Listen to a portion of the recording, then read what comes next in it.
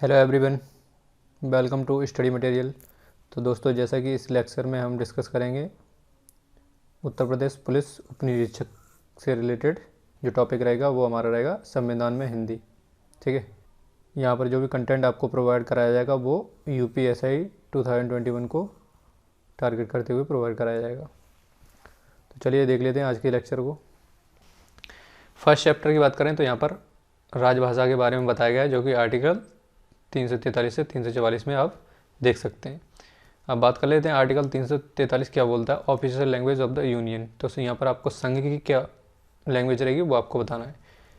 तो जो संघ की लैंग्वेज रहेगी वो हिंदी रहेगी, ठीक है, जो कि देवनागरी की स्क्रिप्ट है, जिसको ऑफिशियल लैंग्वेज डिक्लेयर कर दिया गया है यूनियन में। ठीक है, संघ की आधिकारिक भाषा देवनागरी लिपि में हिंदी होगी। यहाँ पे आप हिंदी में भी देख सकते हैं, जो हिंदी स्टूडेंट है वो हिंदी में पढ़ सकते हैं, और जो इंग्लिश वाले स्टूडेंट हैं सीबीएसई बोर्ड के स्टूडेंट हैं उनके लिए मैं इंग्लिश में भी बता दिया है। English language would continue to be use for all official purpose of the union. तो जो यूनियन के जो ऑफिशियल पर्पज वर्क होंगे उनके लिए इंग्लिश का इस्तेमाल किया जाएगा।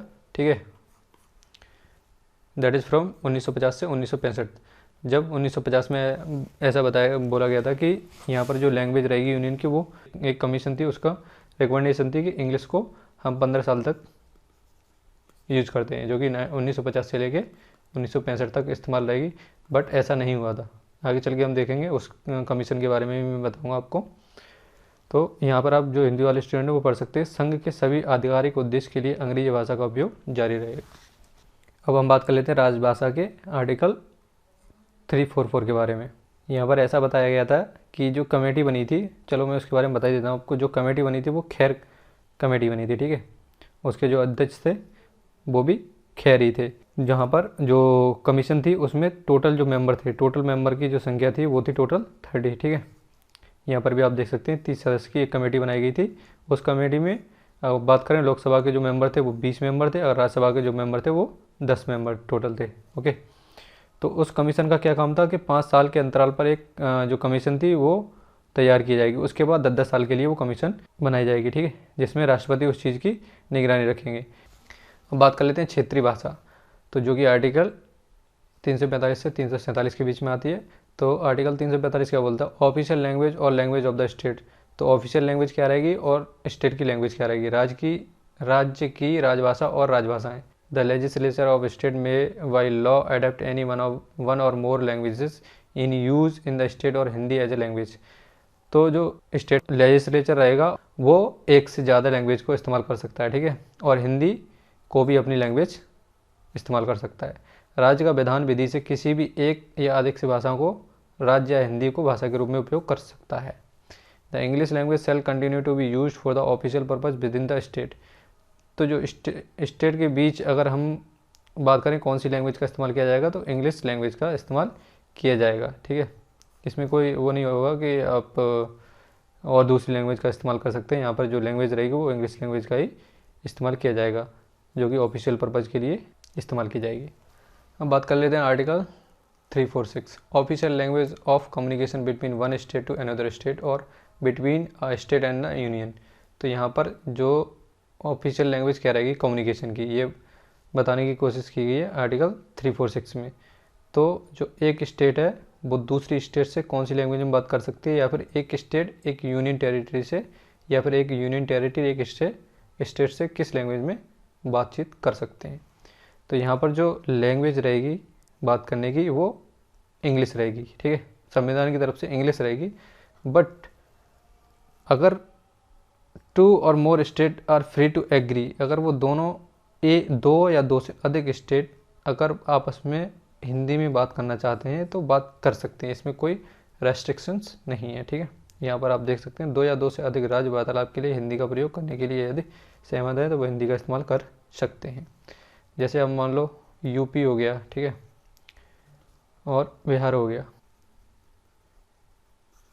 अगर ये दोनों एक दूसरे से हिंदी में बात करना चाहते हैं तो बात कर सकते हैं। अगर यहाँ पर एक बंदा भी अगर डिसएग्री होता है तो यहाँ पर जो ऑफिशियल लैंग्वेज रहेगी वो ऑटोमेटिकली इंग्लिश सिलेक्टेड हो जाएगी। ठीक है, आप बोल सकते हैं एज ए इंग्लिश यहाँ पर प्रीफरेंस रहेगा अगर ये दोनों लोग हिंदी में राजी नहीं होते हैं। इसके अलावा कोई तीसरी लैंग्वेज का हम इस्तेमाल नहीं कर सकते। म्यूचुअली एक दूसरे को एग्री होना पड़ेगा अगर हिंदी लैंग्वेज का हम इस्तेमाल करना चाहते हैं एक दूसरे से बात करने के लिए। तो ये आपके आर्टिकल 346 कहता है। अब बात कर लेते हैं article 347, special provision related to language spoken by a section of the people of state. अगर किसी राज्य की जनसंख्या कोई एक लैंग्वेज का इस्तेमाल करती है, ठीक है, कोई भी लैंग्वेज हो सकती है, अगर वो लैंग्वेज स्टेट ने रिकॉग्नाइज कर लिया है उसको एज ए ऑफिशियल लैंग्वेज, ठीक है, तो यहाँ पर जो प्रेसिडेंट है उसको मान्यता प्राप्त करनी पड़ेगी उस लैंग्वेज को, ठीक है। तो यहाँ पर आप ऐसा नहीं कि डायरेक्टली आप प्रेसिडेंट के पास पहुँच जाए कि आप इसको एक ऑफिशियल लैंग्वेज डिक्लेयर कर दीजिए, नहीं। यहाँ पर सबसे पहले जो लोकल में जो लैंग्वेज रहेगी उस लैंग्वेज के लिए आपको सबसे पहले स्टेट से मान्यता प्राप्त करनी पड़ेगी एज ए ऑफिशियल लैंग्वेज, ठीक है। जब स्टेट इस चीज़ को वेरीफाई कर देता है कि हाँ यहाँ पर जो लैंग्वेज इस्तेमाल की जा रही है वो एज ए ऑफिशियल लैंग्वेज है, तभी जो ये कम्युनिटी होगी वो प्रेसिडेंट के पास जा सकते हैं कि हाँ इस चीज़ को आप एज ऑफिशियल लैंग्वेज आप डिक्लेयर कर दीजिए। जैसे सिंधी का हम एग्जांपल ले लें या फिर हम बात कर लें मैथिली वाले, जो भी हमने अपने अमेंडमेंट में देखी थी लैंग्वेज, उन लैंग्वेज में क्या हुआ था कि जो लोकल पीपल थे वो इस लैंग्वेज का इस्तेमाल करते थे। उस लैंग्वेज का इस्तेमाल करने के बाद उन्होंने सोचा चलो इसके लिए एक टैग प्राप्त करते हैं, तो वो टैग कहाँ से मिला, उनको स्टेट से मिला। स्टेट ने उस चीज़ को रिकॉग्नाइज किया। जब स्टेट ने इस चीज़ को रिकॉग्नाइज कर लिया तो यहाँ से एक रिपोर्ट जाती है प्रेसिडेंट के पास। वो रिपोर्ट क्या शो करती है कि स्टेट ऑलरेडी इस चीज़ को वेरीफाई कर चुका है कि यहाँ पर जो लैंग्वेज इस्तेमाल की जाती है उसको एज ए ऑफिशियल लैंग्वेज के लिए मान्यता प्राप्त कर दी जाए, तो प्रेसिडेंट उस पर अपनी एसेंट प्रोवाइड कर देता है। बात कर लेते हैं चैप्टर 3 के बारे में, article 348, language of the supreme court और हाई कोर्ट। यहाँ पर आपको बताना है कि जो सुप्रीम कोर्ट और हाई कोर्ट की जो लैंग्वेज रहेगी वो क्या लैंग्वेज रहेगी, ठीक है, डिस्कशन करने के लिए। तो अगर कोई बिल पास करना है या कोई एक्ट बनाना है या फिर कोई ऑर्डर या फिर रूल और रेगुलेशन लेके आते हैं तो वहाँ पर जो जरिया रहेगा उनको लाने का वो ओनली इंग्लिश लैंग्वेज रहेगा, ठीक है। ये चीज़ वेरी वेरी इंपॉर्टेंट है, तो आपको इसको याद करके चलना पड़ेगा। बात कर लेते हैं आर्टिकल 349। तो यहाँ पर जो आर्टिकल 349 है वो क्या कहता है, special procedure for enactment of a certain laws related to language. यहाँ पर कुछ भाषा से संबंधित कुछ कानून को लागू करने के लिए विशेष प्रक्रियाएं हैं, तो उन प्रक्रियाओं को देख लेते हैं क्या है। Required permission from president but before there is an commission which will provide an idea of implement the language. जैसा कि अभी हमने बात की थी, एक रिपोर्ट प्रेसिडेंट के पास जाती है, उसको देखते हुए प्रेसिडेंट वहाँ पर अपनी एसेंट प्रोवाइड करता है। तो वो रिपोर्ट किसके द्वारा प्रिपेयर की जाती है कि एक कमीशन होती है, वो कमीशन उस रिपोर्ट को प्रिपेयर करता है, ठीक है, तब जाके यहाँ से प्रेसिडेंट अपनी एसेंट देता है उसको as a official language declare करने के लिए। तो यही चीज़ इसमें बोली गई आर्टिकल 349 में। जैसे ये पार्टिकुलर ग्रुप है, यहाँ पर कोई लैंग्वेज बोली जाती है, जैसे L1 मान लेते हैं, कोई लैंग्वेज बोली जाती है। अब ये क्या होगा, ये ठीक है आपस में लैंग्वेज का इस्तेमाल कर रहे हैं। अब ये लोग कम्युनिटी स्टेट के पास जा सकती है कि भाई हमारी जो लैंग्वेज है L1 उसको आप रिकॉग्नाइज कीजिए और इसको आगे फर्दर प्रेसिडेंट के पास भेजिए, जिससे कि हम इस लैंग्वेज को as a official language declare कर सकें। तो यहाँ से क्या होगा, एक बीच में एक कमीशन होगी, वो कमीशन इस चीज़ को एनालाइज करेगी कि हाँ भाई ये लैंग्वेज स्टेट के द्वारा वेरीफाई कर दी गई है, रिकॉग्नाइज कर ली गई है। तो जो रिपोर्ट प्रिपेयर की जाएगी उसमें देखा जाएगा कितने लोग और कितने एरिया में इस लैंग्वेज का इस्तेमाल किया जा रहा है। वही रिपोर्ट यहाँ से आपको प्रेसिडेंट के पास पहुँचा दी जाएगी। अब प्रेसिडेंट देखेगा कि हाँ भाई यहाँ पर स्टेट ने भी इसको रिकॉग्नाइज कर लिया है, यहाँ से जो रिपोर्ट मिली है कितने लोग बोलते हैं उस भाषा को, कितने एरिया में बोली जा रही है, वो सारी चीज़ें प्रेसिडेंट के पास पहुँच जाती हैं। तो यहाँ से प्रेसिडेंट क्या करता है, उस लैंग्वेज को अपनी एसेंट प्रोवाइड कर देता है, तब जाके वो आपको 23rd लैंग्वेज डिक्लेयर हो जाएगी, जो कि एक अमेंडमेंट होगा। उस अमेंडमेंट के जरिए आप इस लैंग्वेज को ऐड कर सकते हैं। ओके, अब बात कर लेते हैं चैप्टर 4 की, article 350, language to be used and representation of redress of grievances. शिकायत निवारण के लिए अभ्यावेदन में प्रयुक्त होने वाली भाषा। Any of the language use in the union और स्टेट। कोई भी लैंग्वेज आप इस्तेमाल कर सकते हैं जो यूनियन और स्टेट में इस्तेमाल की जा रही है। संघीय राज्य में उपयोग की जाने वाली किसी भी भाषा में, किसी भी भाषा का इस्तेमाल कर सकते हैं जो यूनियन और स्टेट में इस्तेमाल की जा रही हो। ओके, अब बात कर लेते हैं article 350A, facility for instruction in mother tongue at a primary stage. प्राथमिक स्तर पर मातृभाषा में शिक्षा के लिए सुविधा। तो जैसे कि आपको आर्टिकल 350A से ही आपको पता चल रहा होगा, यहाँ पर mother tongue eight primary stage पे, ठीक है, जो भी मातृभाषा रहती है उसमें ही आपको इंस्ट्रक्शन प्रोवाइड कराए जाएंगे। अब देख लेते हैं क्या ये कहना चाहते हैं।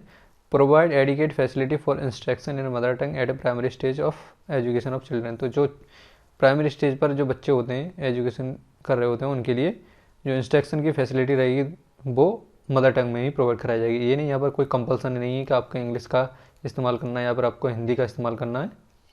यहाँ पर आप कोई भी एनी लैंग्वेज, कोई भी लैंग्वेज का इस्तेमाल कर सकते हैं, बट वो लैंग्वेज क्या होनी चाहिए, वो लैंग्वेज वहाँ जो स्टूडेंट पढ़ रहे होंगे उनकी मदर टंग होनी चाहिए। ये कंडीशन यहाँ पर फिलफिल होती है। जैसे एग्जांपल लें, अगर हम यूपी की बात करें, यूपी के जो प्राइमरी एजुकेशन ले रहे होंगे स्टूडेंट, उनको उनकी मातृभाषा क्या रहेगी, हिंदी रहेगी, तो उनको हिंदी में प्रोवाइड कराया जाएगा। अगर हम यहीं पे बात कर लें तमिल में, तो उनकी जो मदर टंग क्या रहेगी, तमिल रहेगी ना, तो वहाँ पर जो इंस्ट्रक्शन प्रोवाइड कराएंगे वो तमिल लैंग्वेज में रहेंगे, ठीक है, प्राइमरी लेवल पर। अब बात कर लेते हैं article 350B, special officer for linguistic minorities. यहाँ पर एक स्पेशल ऑफिसर अपॉइंट किया जाएगा लिंग्विस्टिक माइनॉरिटीज़ के लिए, ठीक है, ये चीज़ आपको याद करके रखनी है। यहाँ पर आपसे ऐसे भी क्वेश्चन पूछ सकता है कि आर्टिकल 350A में आपको क्या आता है और आर्टिकल 350B में आप क्या रहता है। तो यहाँ पर आपको याद रहना चाहिए, यहाँ पर मदर टंग में प्राइमरी एजुकेशन प्रोवाइड कराई जाएगी, या फिर आप बोल सकते हैं मदर टंग में यहाँ पर प्राइमरी एजुकेशन में इंस्ट्रक्शन प्रोवाइड कराए जाएंगे। और 350B में क्या रहेगा, यहाँ पर एक लिंग्विस्टिक माइनॉरिटीज ऑफिसर अप्लाई, यहाँ पर एक ऑफिसर अपॉइंट किया जाएगा जो कि स्पेशल ऑफिसर रहेगा। स्पेशल ऑफिसर अपॉइंट किया जाएगा प्रेसिडेंट के द्वारा। ये चीज़ आपको याद करनी पड़ेगी। अब बात कर लेते हैं article 351, directive for development of Hindi language. तो दोस्तों, इसको स्टार्ट करने से पहले मैं आपको बताना चाहता हूँ, अगर आपको ये लेक्चर थोड़ा बहुत भी पसंद आता है या फिर आपको लगता है कि इसमें कुछ कमी है, तो आप हमें बताइए कमेंट बॉक्स में, हम उस पर इम्प्रूवमेंट करेंगे। अगर आपको ये लेक्चर थोड़ा बहुत भी यूजफुल लगता है तो अपने दोस्तों को रिकमेंड कीजिए, क्योंकि हो सकता है किसी दोस्त के लिए आपके लिए काफ़ी यूजफुल हो जाए। ओके, तो बात कर लेते हैं आर्टिकल 351 की, हिंदी भाषा के विकास के लिए निर्देश। तो यहाँ पर क्या बोला गया है, ये हमारे एक ड्यूटी है, जैसे अपनी ड्यूटी होती है DPSP, तो इसी तरह से हिंदी को प्रमोट करना हमारी ड्यूटी है। इट इज़ ऑल्सो जैसे DPSP, directive principle of state policy, जो कि ऑलरेडी मैं आपको बता चुका हूँ। तो ऐसा नहीं है हिंदी पर कोई रेस्ट्रिक्शन लगा सकते हैं, ये आपकी, और रेस्ट्रिक्शन भी नहीं लगा सकते। दूसरी चीज़, आप यहाँ पर ये भी नहीं बोल सकते कि किसी को फोर्स कर सकते हैं कि हिंदी को प्रमोट करना ही करना है। ये हमारे एक मॉरल ड्यूटी होती है कि आप हिंदी लैंग्वेज को ऐसे प्रमोट करें जिससे कि हिंदी को नेशनल लैंग्वेज डिक्लेयर किया जा सके। तो दोस्तों, आज के लिए बस इतना ही, मिलते हैं नेक्स्ट वीडियो में, तब तक के लिए keep watching and keep learning. Thank you.